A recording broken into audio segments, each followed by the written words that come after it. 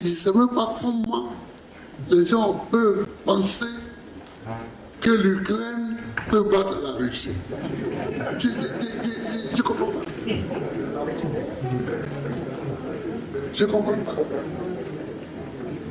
Et je ne comprends pas comment l'Ukraine même peut penser que les autres peuvent venir se battre pour elle. Les amis, vous avez écouté là le premier extrait en intro de ce que le président Laurent Gbagbo a dit. Franchement, nous tous le disons ici, et lui, il est politologue, historien, et les historiens peuvent mieux expliquer quelque chose concernant les guerres aux gens, parce que ça tourne autour de l'actualité, l'histoire d'hier, d'aujourd'hui et du futur. C'est ça l'histoire. Donc, il maîtrise tout cela, il peut expliquer à Zelensky, expliquer à tout cela, qui ne comprennent pas ce qu'on appelle la guerre, surtout la guerre en Ukraine, et qui ne comprennent pas qui sont les intervenants et quels sont comment je vais dire ça, le comportement même de ceux qui se battent et ceux qui disent qu'ils soutiennent l'Ukraine aujourd'hui. Je vais continuer, les amis, c'est que je suis très content quand je l'écoute, parce que depuis 2010, il faut le dire, je suivais l'actualité politique difficile en Côte d'Ivoire. Bon, il faut dire depuis son élection et le coup d'État, j'ai suivi cette actualité-là et j'ai trouvé que c'est quelqu'un qui était cohérent et il fallait le soutenir. Je l'ai fait de 2002 jusqu'à 2010, jusqu'à aujourd'hui. Je pense que Laurent Gbagbo, c'est un vrai enfant d'Afrique et c'est un vrai politicien. Et plus le fait qu'il est historien et moi, je suis aussi furieux de l'histoire. Parce que ça enseigne. If you don't know your history, you don't know where you're coming from, and then people will play with you. Laurent Gbagbo a pris la parole lors d'un meeting, je ne sais pas si c'est un exposé, un colloque organisé par son parti politique. Et le président Gbagbo a dit des choses claires.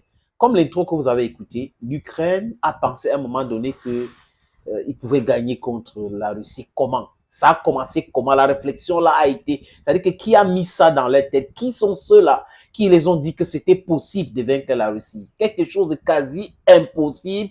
On a réussi quand même à imposer ça dans le cerveau des gens. Ça veut dire que leur médula oblongata fonctionne pas bien ou pas. Bon, je ne sais pas. Je vous suggère donc, les amis, cette fois-ci, d'écouter cette réflexion. Il y a, je crois, 5 extraits. Vous avez écouté d'abord le premier extrait. Le deuxième extrait que je vais vous proposer maintenant, le président Laurent Gbagbo nous parle du chute du mur de Berlin.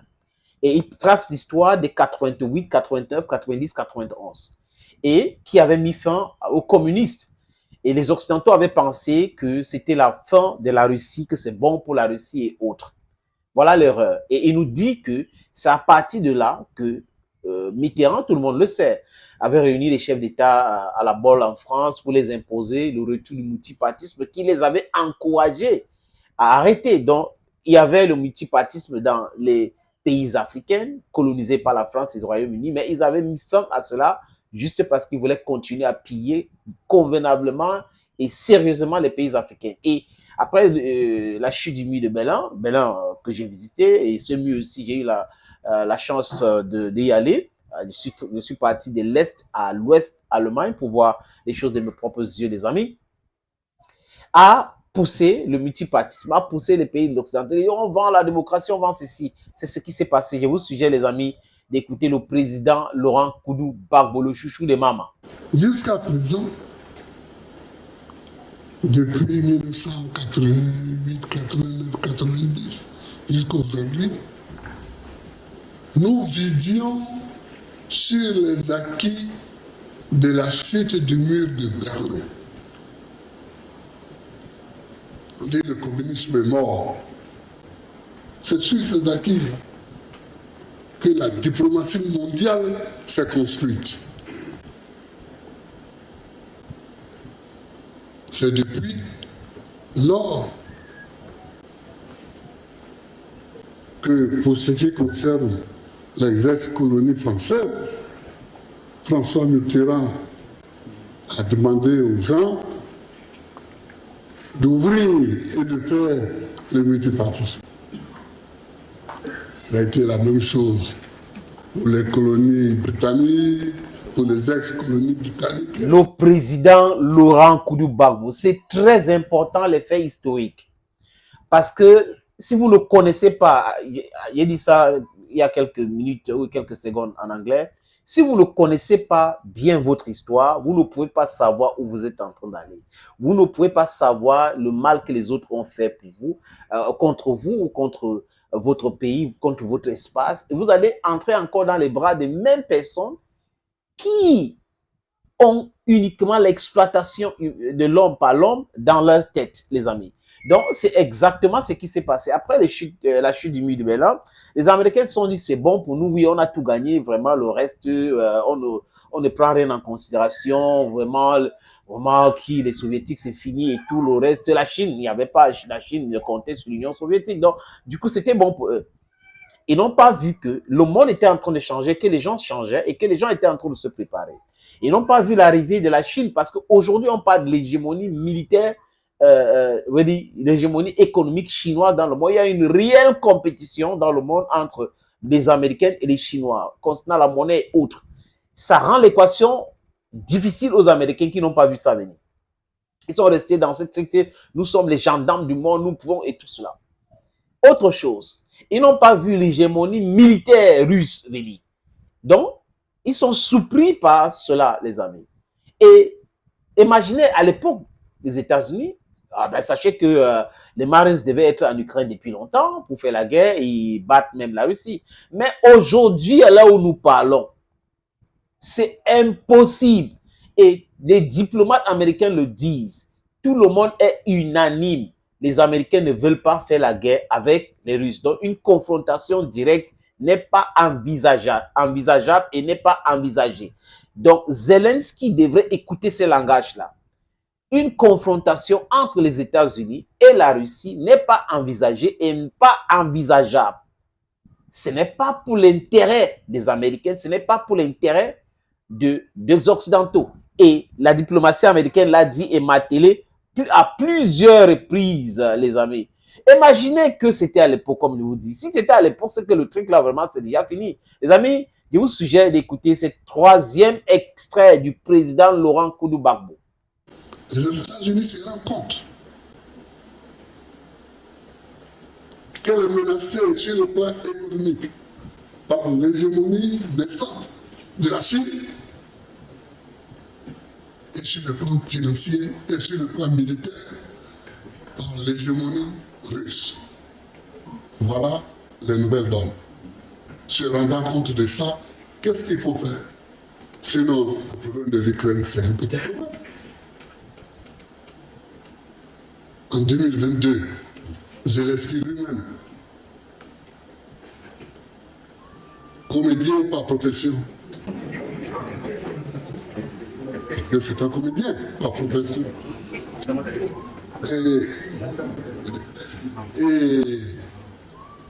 et comédien en politique, avait demandé la cessation de belligérance. Je pense que le monde entier devrait partager ces genres d'éléments. C'est très important. On le dit ici tout le temps. On répète ici.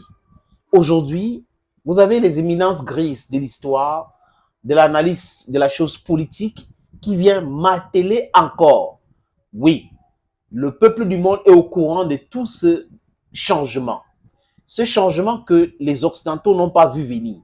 Mais qui est là actuellement, qui rend l'équation tellement difficile pour les Européens, pour les Américaines. Et aujourd'hui, les difficultés, tout le monde le voit. Tout le monde sait aujourd'hui que tout ce qu'ils sont en train de faire là, le bavardage et autres, c'est rien. Zelensky a voulu faire la paix avec la Russie dès le début de ce que les Russes ont appelé leur opération spéciale. Les Occidentaux ont dit non, on va affaiblir la Russie, sans toutefois intégrer le fait que leur puissance a véritablement reculé. Et aujourd'hui, ils sont en difficulté en Ukraine, les amis. Ils sont en réelle difficulté. Et le président Gbagbo, dans cet autre extrait, nous parle de Volodymyr Zelensky, qui est un comédien de profession. C'est pas méchant. C'est sa profession avant de devenir président de la République. Il était comédien. Et un comédien reste un comédien. Et le président Gbagbo trouve qu'il est aussi comédien en politique. Sa façon de communiquer, tout ce qu'il est en train de dire tous les jours, les amis, faire croire que, pousse à croire que il ne s'est pas séparé de la comédie. Donc, il reste comédien dans l'âme. Sinon, comment comprendre que quelqu'un voulait faire la paix et on vient lui dire ne faites pas, on va vous aider, vous allez battre la Russie et vous acceptez cela. Il faut être un amateur dans ton domaine pour pouvoir accepter cela. Les amis, je vous suggère de regarder cet autre extrait. Zelensky lui-même, comédien par profession. Parce que c'est un comédien par profession.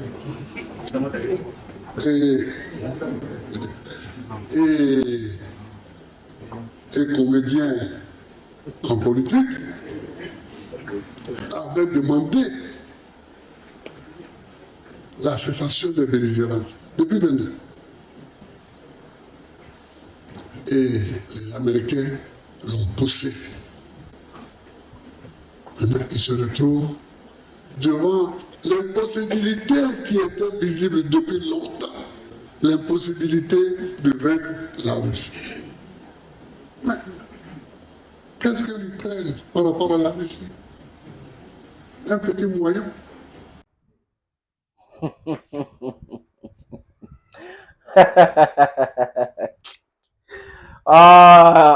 Ça c'est sacré Laurent Gbagbo.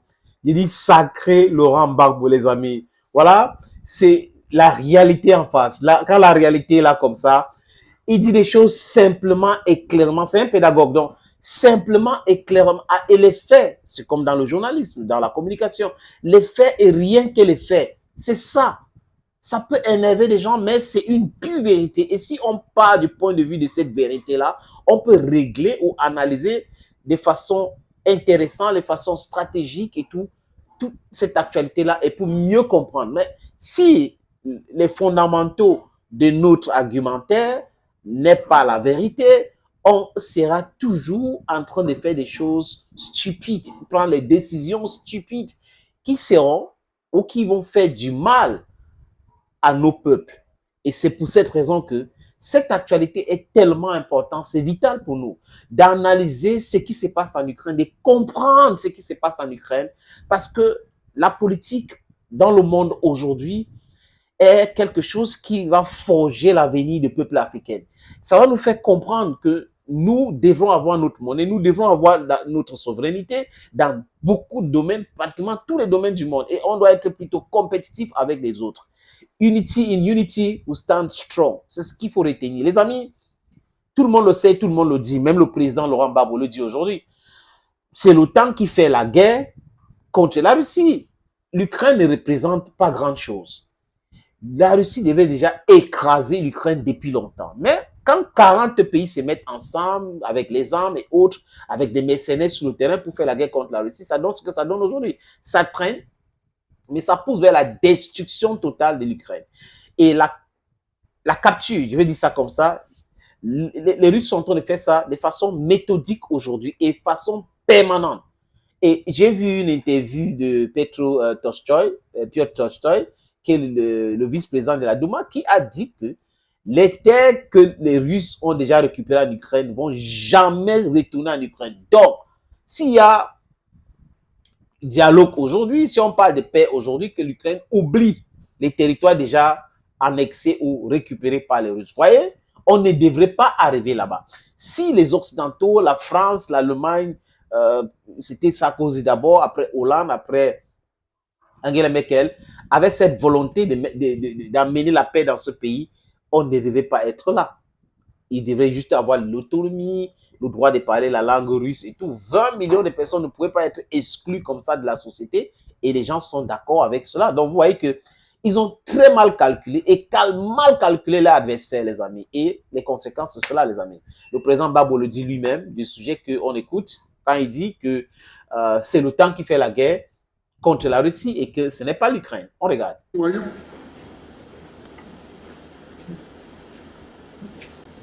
L'Ukraine résiste. Mais c'est parce que ce n'est pas elle qui se bat. C'est l'OTAN qui se bat sous le label de l'Ukraine. Donc, nous voyons le premier déploiement de la force de l'OTAN. Pure vérité. Les amis, it's always a pleasure to have you watch videos on this platform. Thank you again. Thank you for all and bye-bye for now.